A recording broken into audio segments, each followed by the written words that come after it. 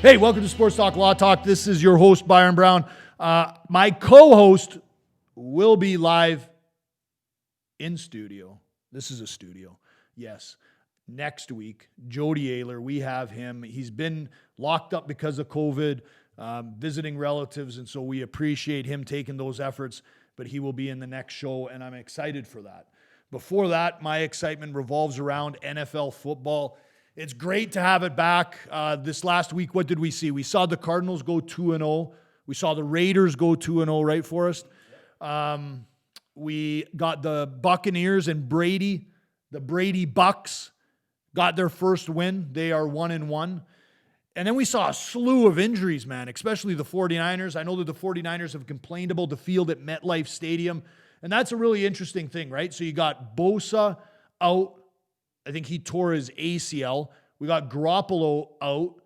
And then I think there was two other 49ers that actually got injured, and they're all out. Garoppolo was out before this last game, but those other three, Bosa and the other two, they got injured this past week, and they're out.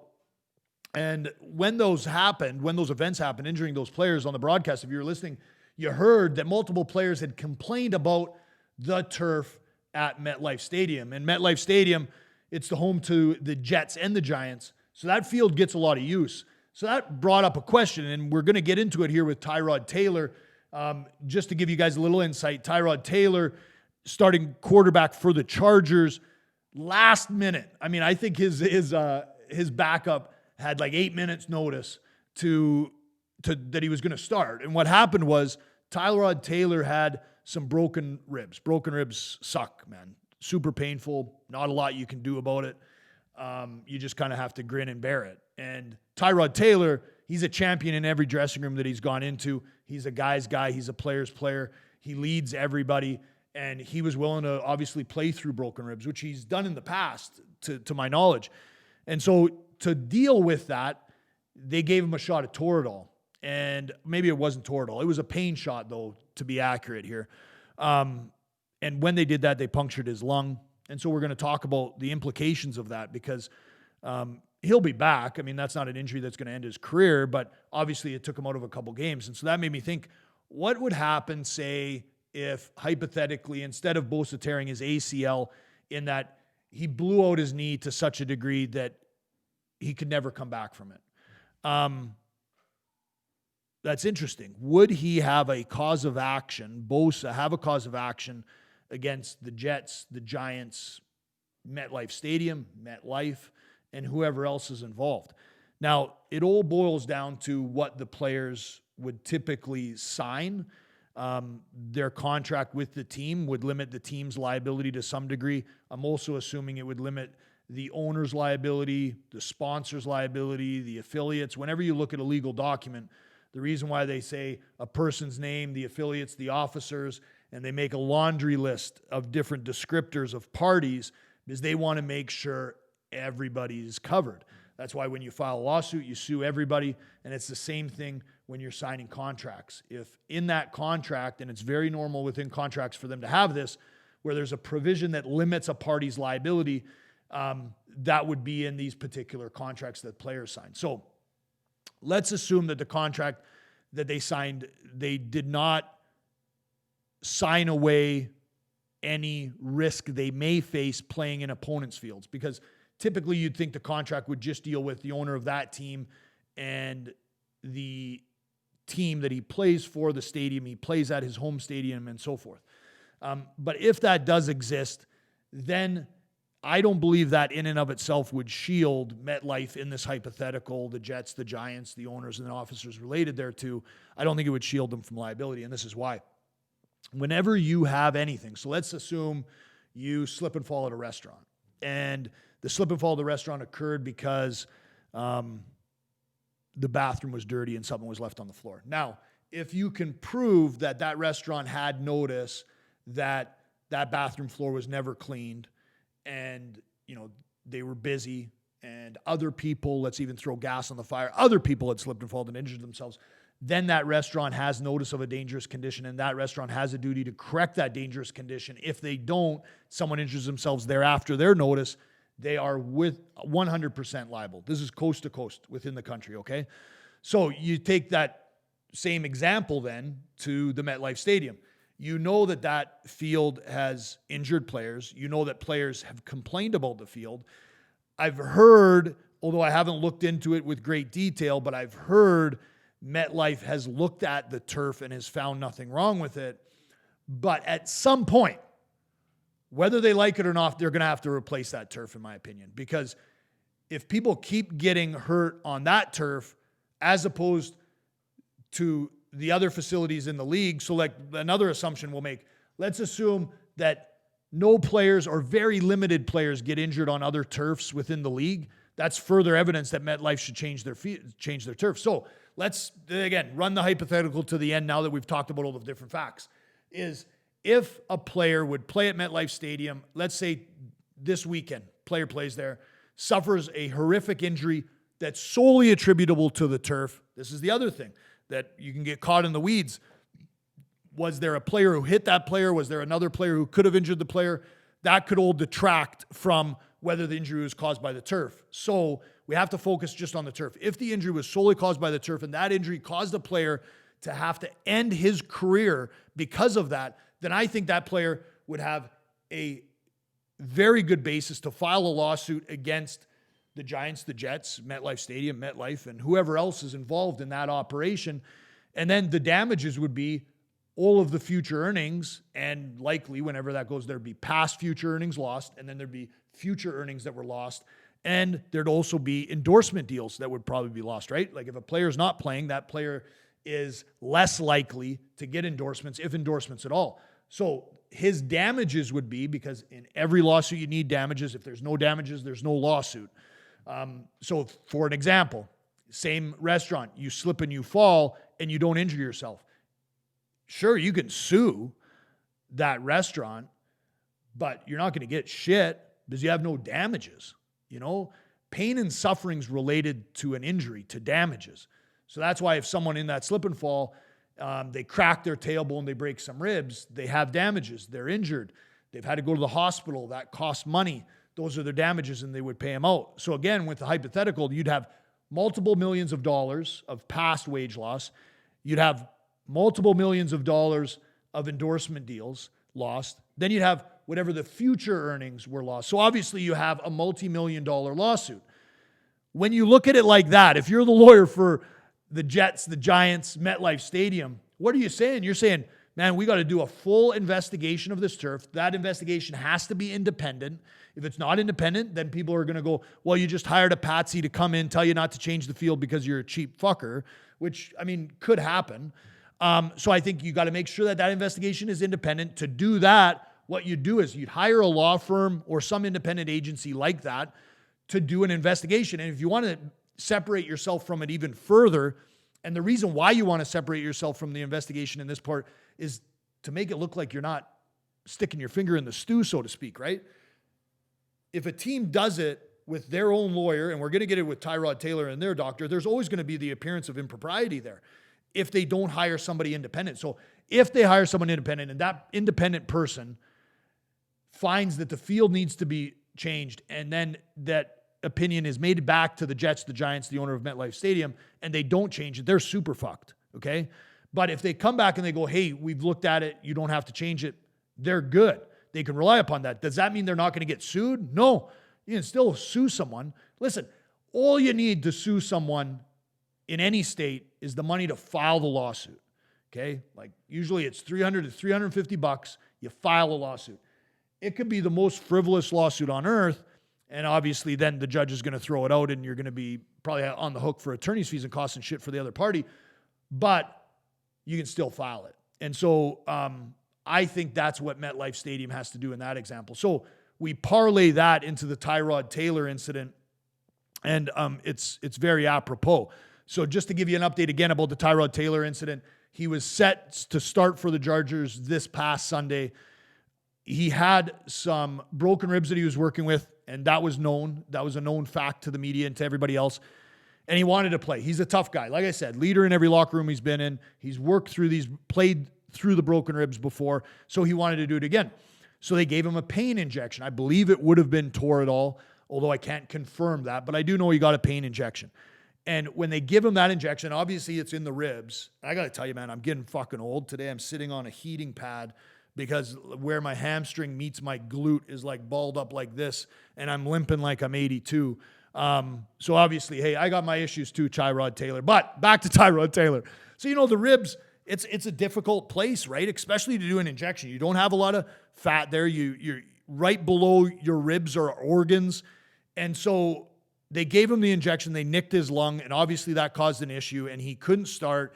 And the backup quarterback had I think less than 10 minutes or something like that notice.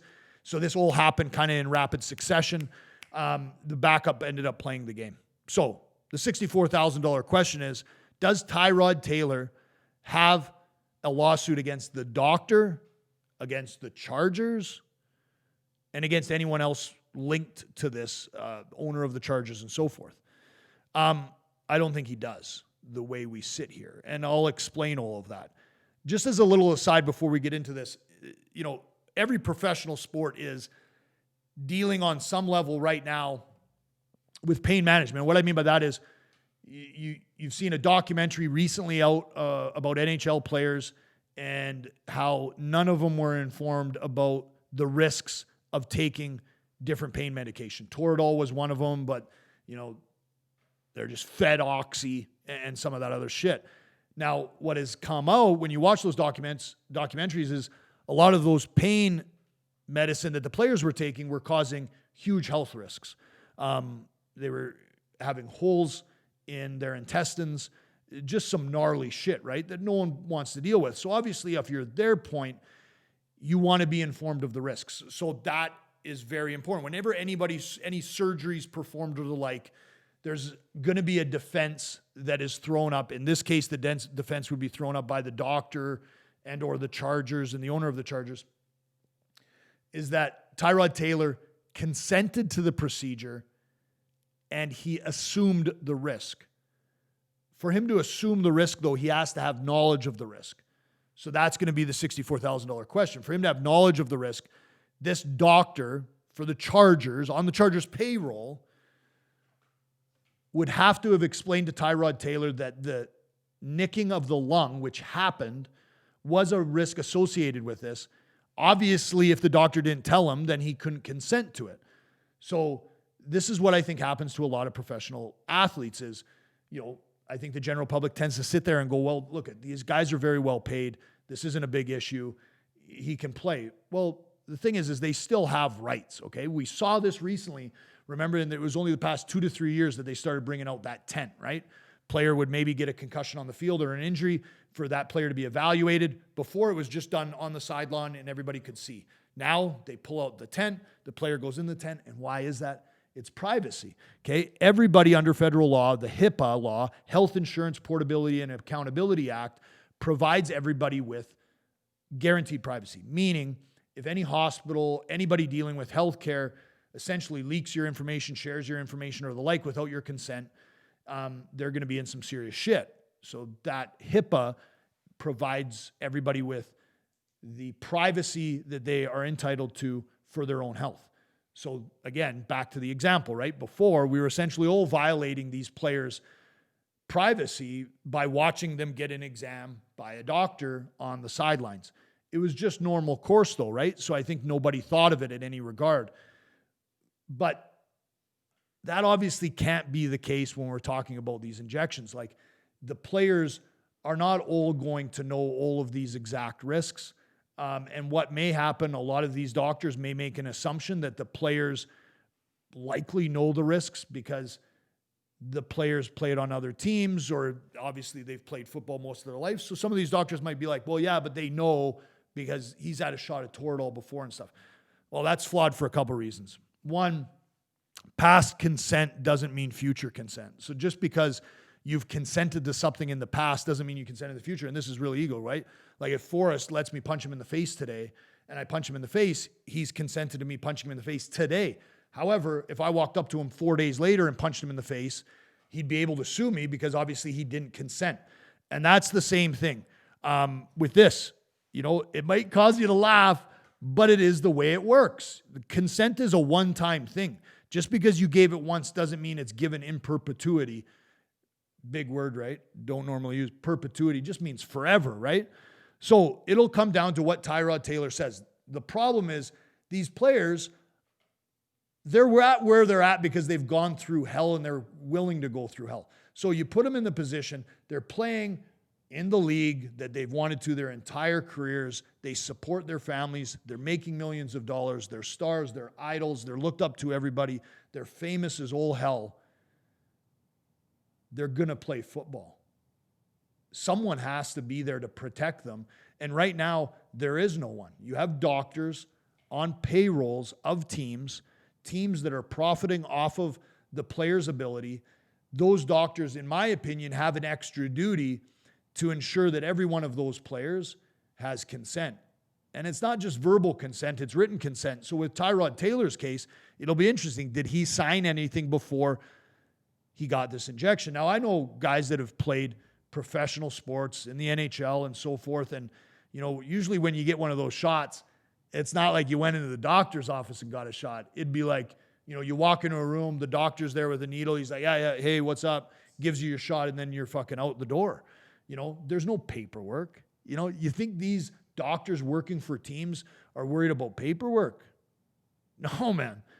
They're just, a lot of them are probably happy that they're a doctor for a professional sports team and that they can tell all their buddies at the fucking country club that they bumped elbows with whoever. And I mean, that's what their thought process is, right?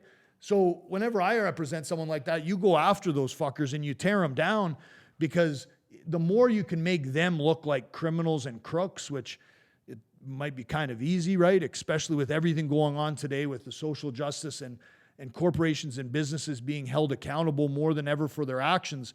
These NFL teams need to do the same thing. And listen, whenever anything like this happens, the Chargers, they got their damaged team in there, controlling the situation, talking to Tyrod Taylor. Tyrod Taylor doesn't want to be done playing football. Are you kidding me? You think he's going to go out there and fucking blame the coaches, the owner, the doctor? No. He's going to do what he's done all the time. He's going to chin down, play hard, and he wants to be out on the field with his players and supporting his teammates. And so this issue, in my opinion, is going to continue to exist. It'll exist until a lot of things happen in this society.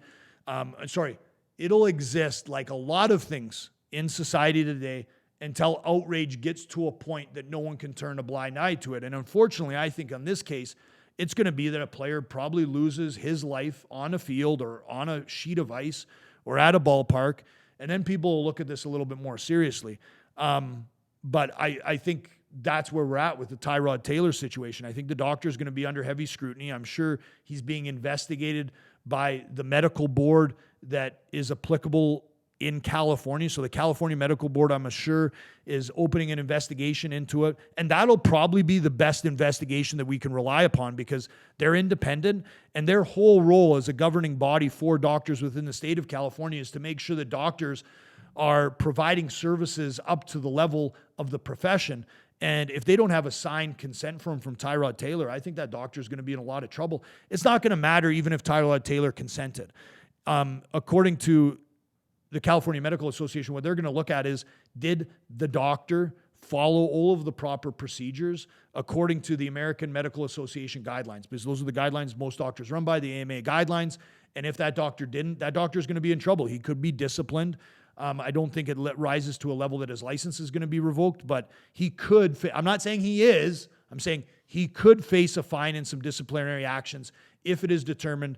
Again, and do we know if the California Medical Board is doing an investigation yet? They said they are starting one, but one of the things they were talking about is the doctor an independent contractor, and could this fall underneath workers' compensation laws? Right. So, hey, man, that's great. So if you guys couldn't hear Forrest off there, one of the main things that have come up, two really things, is like whether it was a workers' comp issue or the other issue was if the doctor's an independent contractor. Okay, so let's look at those. So we'll take the easiest one first, workers' compensation. Workers' compensation is a federal law, meaning if you are working for somebody and you injure yourself, your sole remedy against your employer is to make a workers' compensation claim. So the argument in this case would be Tyrod Taylor was working for the San Diego Chargers, or they're the LA Chargers now, right? The LA Chargers. he was working for the LA Chargers. So if he was working for the LA Chargers, which he was, we know he was on the payroll, he was a team player, then his sole remedy against the Chargers would be a workers' compensation claim. The only way he can file a lawsuit other than doing a workers' comp claim is if there was willful, meaning essentially the doctor intended to injure Tyrod Taylor, which is essentially going to be impossible to prove. So Tyrod Taylor could make a workers' compensation claim if the doctor was an employee of the Chargers. So that's why those two issues go together. If the doctor was an independent contractor, well, then Tyrod Taylor would have a cause of action against the independent contractor, aka doctor, but he'd also sue everybody. The reason why the independent contractor thing is relevant is if the doctor's an independent contractor, ipso facto, then he wasn't an employee of the Chargers. If he's not an employee of the Chargers, then Tyrod Taylor wasn't injured by an employee of the Chargers, and Tyrod Taylor would then be able to file a lawsuit. He would not be solely limited to a workers' compensation claim. For us to determine whether that doctor was an independent contractor, we need facts that we don't know today. An independent contractor is someone who essentially is free from an employer's control to do anything he or she wants.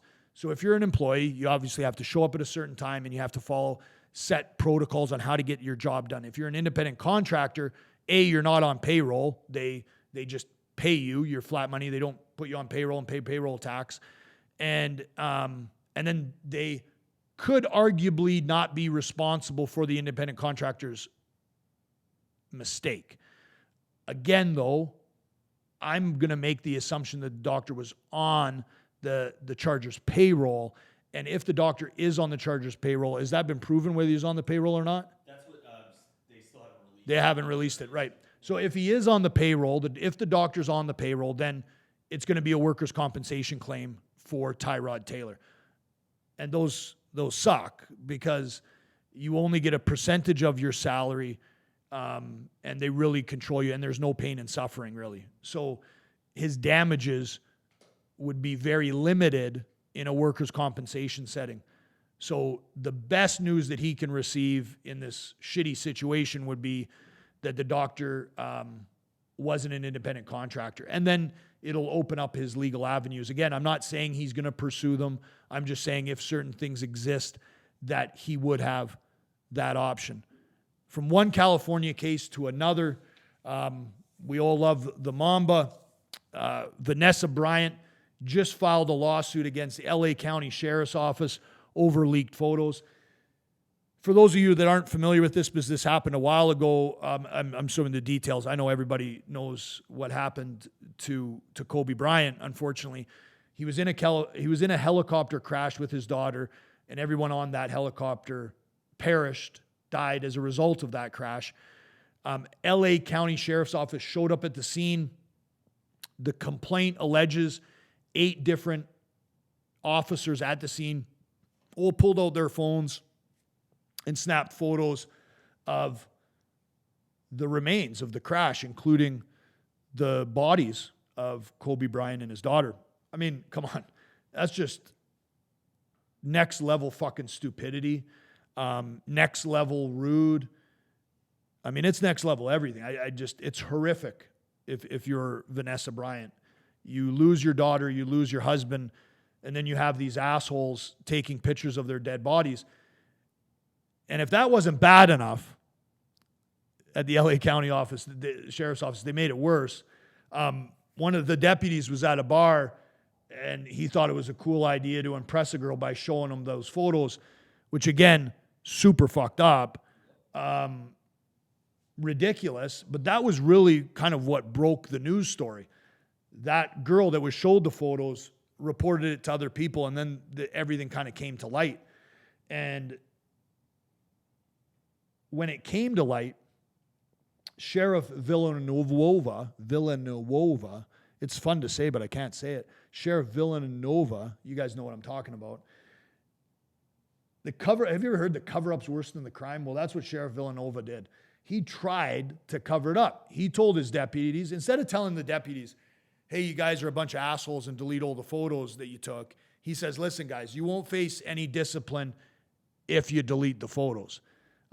he can say all he wants that wasn't to cover up, but it was to cover it up. I mean, there's no other way to say that. Like, because if you're not trying to cover it up, if you're trying to make the situation better, you tell everyone to delete the fucking photos. You tell them, like, you do an investigation, you pull their cell phones, you pull their cell phone records. Who did they text? Find out who they texted. Did that person get an image of the photo? You got to go. Now you made a mistake, man. That's when they made a mistake. You got to put your foot on the gas and point that in the direction of correcting the mistake. Instead, he said one sentence to a bunch of deputies that can only be heard as, hey, how do we control the damage? Right? They were more concerned with getting in trouble than they were with Vanessa Bryant and the Bryant family dealing with the tragedy, the loss of their father, husband, daughter, sibling. I mean, this is tragic shit, man. And this is the time we live in. People want, I don't know, you take a photo because you want to show someone you want to be famous. You take a photo because you want to sell it to make some money. No matter what your reason, it's not a good fucking reason, man. Like, when people pass away in a situation like that, it's tragic. It's not like you can tell me, like, hey, they rolled up on the scene and didn't know it was tragic and didn't know what they were doing. Fuck that. They clearly knew. And yeah, it's upsetting. And the reason why I'm talking like in this fashion, because this is what's going to happen if this case goes to a jury.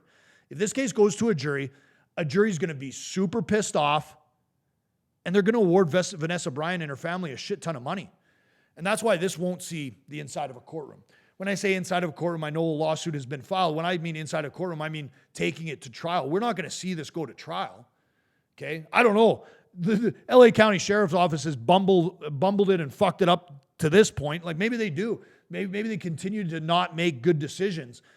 And not a good decision would be to fight this.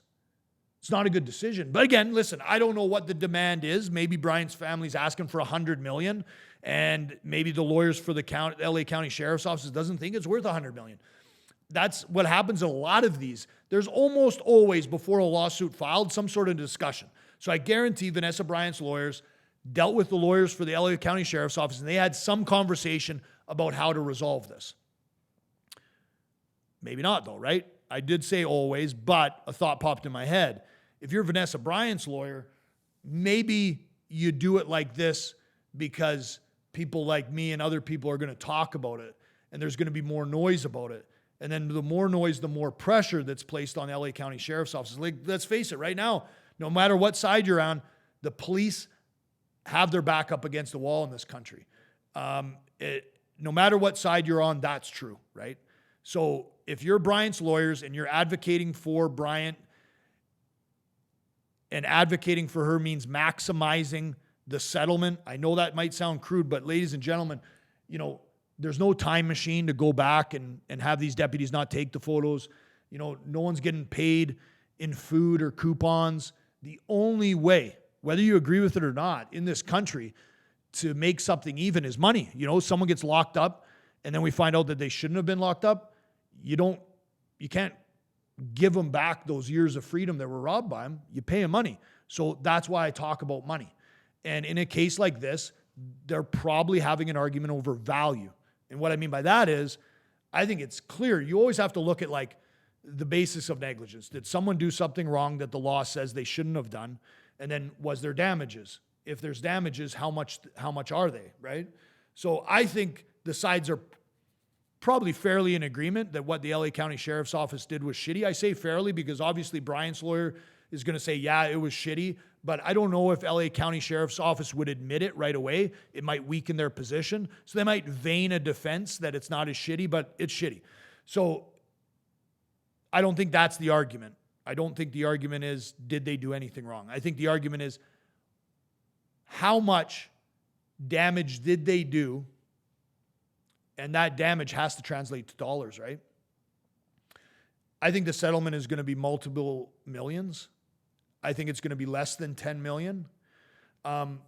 Cases like this are super rare, so it's really tough to do a prediction on it. Obviously, celebrities dying in helicopter crashes or people themselves dying in helicopter crashes don't happen very frequently. And so because of that, we don't have a lot of experience with verdicts on these sort of cases and or settlements.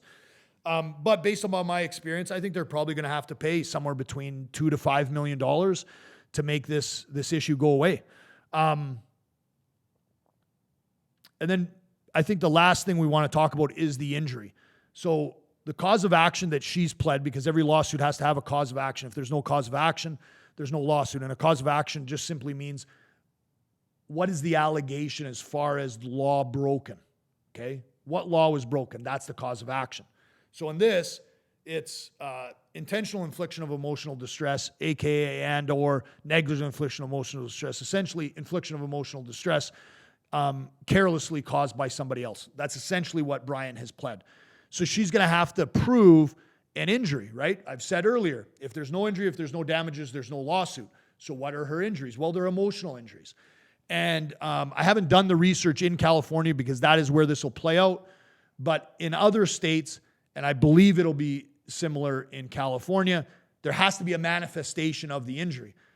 Okay, so what's a manifestation of an injury? Well, with an emotional injury, obviously, you can see a psychologist, and the psychologist can provide an expert opinion as to what he or she analyzes from an exam with somebody.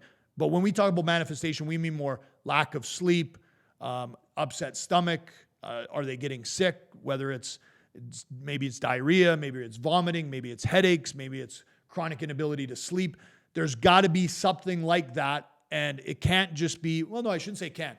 It can be out of Vanessa Bryant's own mouth, but that's going to be less impactful and less valuable as if you have an expert providing an opinion. And in this case, an expert would be a psychologist, a therapist of some sort who examined Vanessa Bryant and then provided an opinion.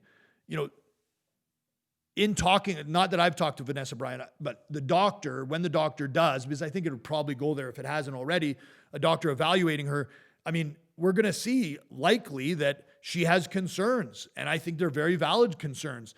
Future, meaning, are one of her children going to come across a photo of their deceased father? That's a concern. I don't think you have to prove that. I think if you're a parent or a child, or you can see how that would negatively impact somebody. So right there, you're kind of like, what's the argument? What's the debate? It has to be about value. Loss of sleep, vomiting. I mean, I'm sure these are some of the horrific things that Mrs. Bryant is dealing with. Unfortunately, you know, she loses her daughter and her husband, and then right after that, she's having to deal with this unfortunate series of events. But bottom line, the LA County Sheriff's Office is going to be on the hook for damages to Vanessa Bryant and her family, and I think those damages are going to be between $2 and $5 million. Weird to transit to this. It's tough, but, you know, to flip the script, some people would probably be familiar with Cheer. It's a show popular on Netflix that documents a cheer team, I think out of Texas or something like that in the Midwest. And they've won their conference or whatever it is in cheerleading a bunch of times. Well, Jerry Harris, who is a member or cast member on Cheer, has been arrested for child pornography charges. Very serious charges, very ugly charges, and it's very disturbing. Obviously, we're dealing with a lot of things with, you know, Jeffrey Epstein and the allegations that are continue to circulate about the horrific examples we hear of child trafficking. And I'm not going to get into Jerry Harris's case specifically because we don't know enough facts yet. I don't think it'd be proper to go into it yet. I'm just going to give you my observations from the outset. It's Jerry Harris, to my knowledge, I have not seen him, his camp, his publicist, anybody make any statement. That's not good. He needs to come out and make a statement. I don't care if your statement is, hey, we're not going to make any comment because of an ongoing investigation. You need to say something. Silence is admission of the truth. That's actually a legal term. So when you're quiet on something, courts will allow you, again, not in every circumstance, but in some, to then tell the jury silence in this situation is admission of the truth. That wouldn't go before the jury here with Jerry Harris. I just use it as an example to say he needs to say something. The fact that he's been silent to me, makes him seem guilty. And these are charges that are serious and ugly charges. So, in my opinion, if you're not guilty of these serious, ugly charges, you say something. You don't take days or weeks. I mean, this guy's got money. He knows the right people. He's got an agent, a manager. You know, you got the team behind you. So why aren't you saying anything? I tend to think that probably the evidence is enough that if he says anything, everyone will know he's a liar and it'll hurt him more. The only time that I, as a lawyer, would tell anyone to be completely quiet on an issue is if I thought them opening their mouth hurts them every single time. And I would only think it hurts them every single time if I just thought there was no fucking way out of the situation. So I'm not saying that's what's happening with Jerry Harris, because I don't know. I have no intimate knowledge of it. I'm just saying from an outsider's perspective, with the legal experience that I have, taking depositions and interviewing people and gathering facts and trying cases in front of a jury and talking to juries after, I'm not far off of what a jury would think if they were presented with the same facts and evidence.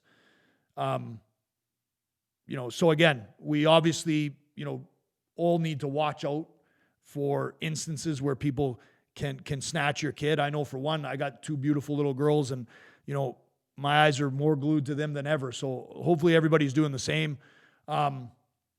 Weird place to end it, but that's a wrap for today. Again, I always appreciate everybody tuning in. Please subscribe to the channel. Next week, Jody Ayler will be in here. He's great. He's got a great voice. You guys will really like him. We were doing some episodes before, but the Skype, it just didn't work out. So I'm really happy to have him in studio. And until next time, again, I appreciate it. Thank you for everybody tuning in, and subscribe.